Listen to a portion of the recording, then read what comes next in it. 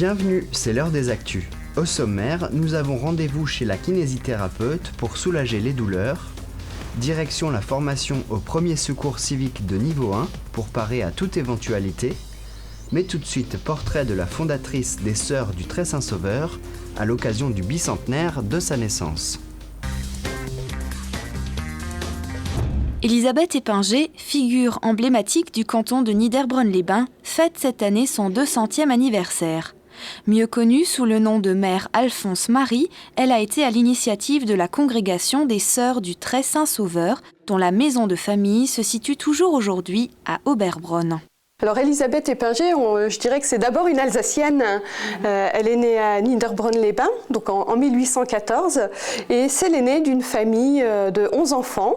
Voilà, une famille de paysans, comme beaucoup de gens à cette époque-là. C'est une femme qui a beaucoup marqué son époque du fait de tous les services qu'elle a rendus, notamment à travers le soin des personnes malades à domicile et puis l'accueil des enfants pauvres ou des enfants qui habitaient plus loin pour leur permettre l'instruction.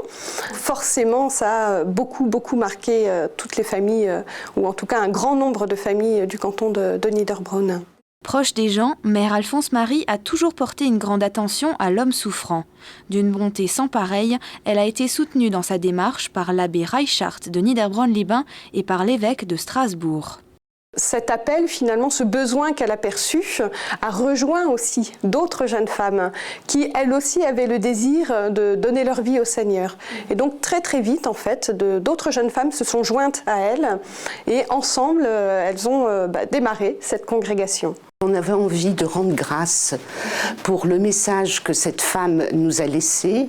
Et puis aujourd'hui encore, son message est toujours actuel. Pour nous, c'est important dans la mesure où cette femme n'a eu qu'un seul souci, c'est de dire au monde que Dieu aime l'homme, aime l'humanité et veut son bonheur. Afin de témoigner leur profond respect, les Sœurs du Très Saint-Sauveur à travers le monde ont souhaité marquer cette année d'une pierre blanche. Les sœurs du couvent d'Oberbronn ont décidé de profiter de l'occasion pour aller un peu plus loin en organisant un réel pèlerinage à la rencontre d'Élisabeth Épinger.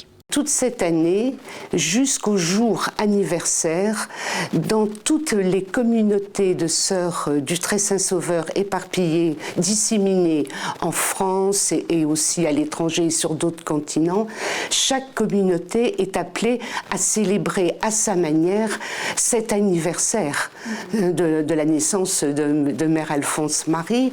Mais nous avons entendu l'appel des communautés des sœurs qui nous disent nos proches, nos collaborateurs, nos familles aimeraient connaître plus qui est Élisabeth Épinger. On a privilégié un temps fort où les personnes pourront, à leur gré, découvrir, s'informer et partager aussi avec des personnes qui, comme eux, sont en recherche soit de sens ou tout simplement ont envie de connaître qui est Élisabeth Épinger.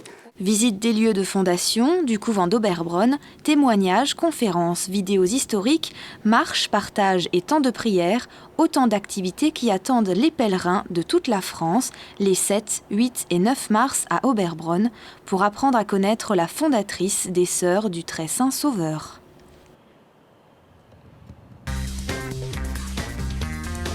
Bonjour monsieur, s'il vous plaît.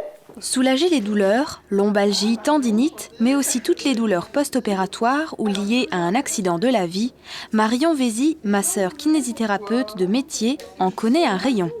Installée dans son cabinet au sein de la communauté de communes de Niederbronn-les-Bains depuis peu, elle s'occupe de ses patients en profondeur.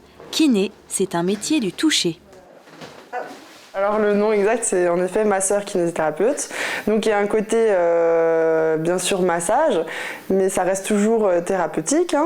Donc le but, c'est déjà de soulager les douleurs des patients qui viennent avec leur pathologie, souvent multiples, jamais la même que le patient d'après ou le patient d'avant, souvent liées avec leur métier ou leurs activités.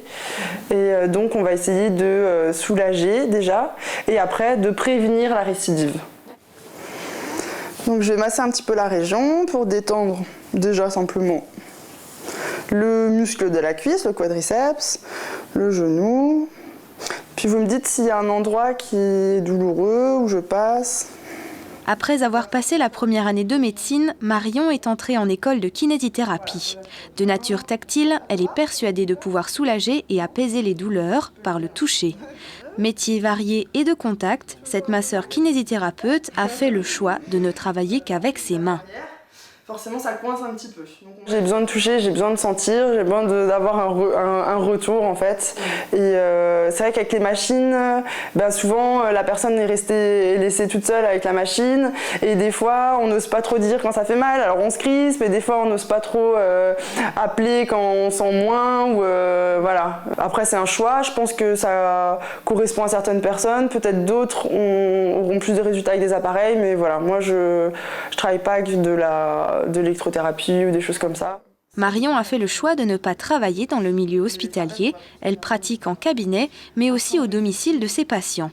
Un choix qu'elle affectionne et qui lui permet de vivre un quotidien rythmé. J'ai un petit blocage. Ça va ? Nos journées se séparent entre une partie au cabinet, où les gens prennent des rendez-vous, donc sous rendez-vous. Voilà, où c'est beaucoup de personnes, on va dire valides, qui arrivent quand même à se déplacer au cabinet. Et après, l'autre moitié de journée, c'est souvent des domiciles. C'est vraiment du concret. À domicile, c'est voilà, une grand-mère qui peut plus aller arroser ses plantes. Et ben voilà, on va essayer de soigner, on va essayer de voir qu'est-ce qu'on peut faire. On peut regarder si l'histoire des tapis qui font tomber les personnes âgées, les choses comme ça. Alors là, on va essayer de conseiller. Voilà, il vaut mieux enlever les tapis. Voilà, on va leur donner à boire à chaque fois qu'on vient. Enfin, c'est assez global en fait. Lombalgie, cervicalgie sont les pathologies les plus fréquemment observées par les kinésithérapeutes. N'oublions pas qu'un kiné n'est pas un ostéopathe, qui lui s'occupe surtout de blocages articulaires à traiter dans l'urgence. Passionnée par son métier, la jeune kinésithérapeute de 27 ans a de l'ambition et souhaite se développer dans les années à venir.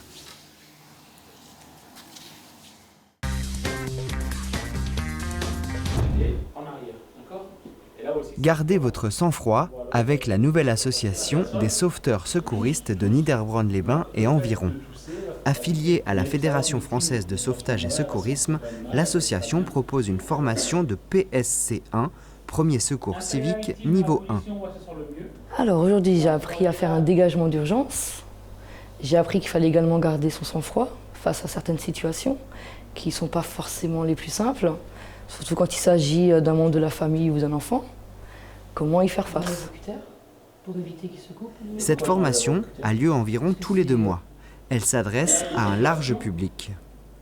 C'est des personnes qui ont eu malheureusement des situations où on ne savait pas comment gérer, que ce soit un malaise cardiaque, un étouffement ou un saignement important. Donc les gens étaient confrontés à ce problème-là. Donc du coup, si ça devait arriver, ils aimeraient savoir comment réagir et comment faire. J'ai eu cette occasion-là, très peu en réalité, mais et c'est la raison, encore une fois, de ma présence ici, nécessaire d'avoir des réflexes qui soient ceux du sauvetage de premier secours, parce qu'on peut être à tout moment confronté à une situation difficile, à une situation d'urgence, et dans ces moments-là, il faut pouvoir savoir vaincre son stress et agir. D'où la nécessité, je pense, pour un maximum de gens, de suivre ces formations et ensuite de se remettre à niveau régulièrement pour ne pas perdre les bons gestes. Exercice pratique avec une hémorragie. J'ai dérapé, je me suis fait mal. On peut voir, c'est grave? Non, c'est bon. Allez, viens, allonge-toi. Qu'est-ce qu'on fait en toute chose? La protection. La protection. Et elle saigne beaucoup. Donc voilà, je suis en train de faire une compression manuelle. Priscilla, Jean-Luc et les autres savent maintenant comment agir, par exemple pour effectuer un dégagement d'urgence lors d'un incendie. Voilà, une personne qu'on voit au pas de la porte qui est allongée par terre. Donc la pièce est enfumée. Donc ce qu'on va faire, c'est qu'on va prendre un bon bol d'air, faire de l'apnée, aller jusqu'à cette personne, la prendre par les pieds si elle est par les pieds, et la soustraire de la zone sinistrée et fermer la porte s'il y a une porte. Et après, appeler les secours. Le prochain rendez-vous de l'association, c'est un exercice avec plusieurs victimes fictives. La manœuvre sera visible le 8 mars à 20h30 sur le parking de la piscine de Niederbronn-les-Bains.